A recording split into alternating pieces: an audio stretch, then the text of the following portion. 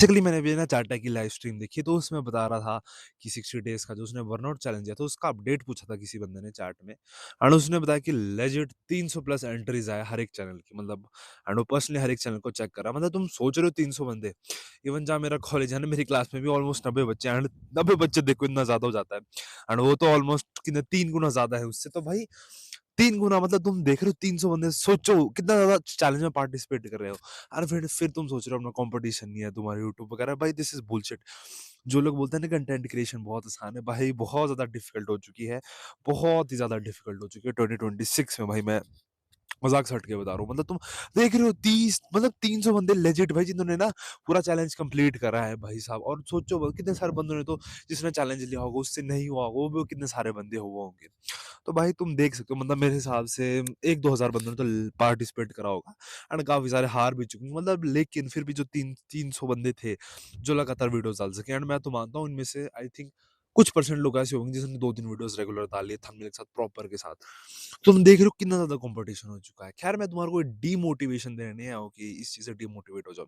मैं तुम्हारे को इस चीज से ना सिंपल सी मोटिवेशन दिया हूँ कि अगर तुम्हारे से इतनी ज्यादा कंपटीशन है ना, एक सिंपल रूल तुमने भी खुद देखा होगा कि तुमने जब 60 दिन लगातार वीडियोस डाली ना, अगर तुमने इस चैलेंज में पार्ट लिया होगा, तुम्हारे को चीज पता होगा 60 दिन जब तुमने लगातार डाली ना वीडियोस, तो तुम्हारे को 61 डे ऐसा मैं मान ही नहीं सकता। मतलब कोई बंदा लालची होगा तो वो बात अलग है, लेकिन मैं ऐसा मान ही नहीं सकता। मतलब 50-60% लोग तो ऐसे होंगे जिन्होंने 61st डे भी डाली होगी, 1-2 दिन ना, मतलब उनका ना कंटिन्यूस बन चुका है। थोड़ी सी वीडियो ना इंप्रूव हुई ही होगी, चाहे कुछ भी परसेंट, भाई 1-2% इंप्रूव हुई हो।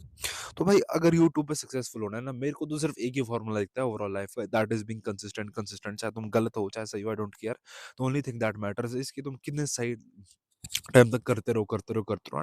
भाई रास्ते में तुम ऑब्वियसली अपनी गलतियों को तो ठीक कर दोगे, बट द मैटर जो जो थिंग्स ज्यादा सेपरेट करने वाली है वो है कंसिस्टेंसी भाई। मेरे को भी नहीं आता था 60 डेज पहले, कुछ कंटेंट के बारे में ज्यादा नॉलेज नहीं थी मेरे पास। सिर्फ आई गेस 3-4 महीने, मतलब 3-4 नहीं, मतलब 5-6 महीने, सिर्फ मतलब 20 वीडियोस डाली थी मैंने। And with in the span of 2 months I just uploaded 60 plus videos. And मेरे को थोड़ा बहुत तो पता चला यूट्यूब पर, जब अब मैं देखता हूँ थोड़ी सी नॉलेज आई है भाई। ऐसा कुछ अबव द एवरेज नहीं है, बट जो भी आई है ना, आई बिलीव कि ये सिर्फ कंसिस्टेंसी की वजह से आई है। तो तेरे को भी किसी भी फील्ड में सक्सेसफुल होना है, कंसिस्टेंसी इज ओनली वे। चाहे तुम जितना मर्जी गलत कर लो भाई, तुम 10 दिन गलत करोगे लेकिन 11वें दिन ना तुम अपने आप को ही ठीक कर दोगे। ये सिंपल सा रूल है कंसिस्टेंसी का, यही चीज गारंटी देती है कि तुम इस चीज में लाइफ में सक्सेसफुल हो पाओगे। बस दैट इज द थिंग, कोई शॉर्टकट नहीं है भाई। मैंने ये चीज देख ली, कुछ स्मार्ट वर्क हार्ड वर्क कुछ नहीं होता जब तक तुम कंसिस्टेंटली काम ही ना करो।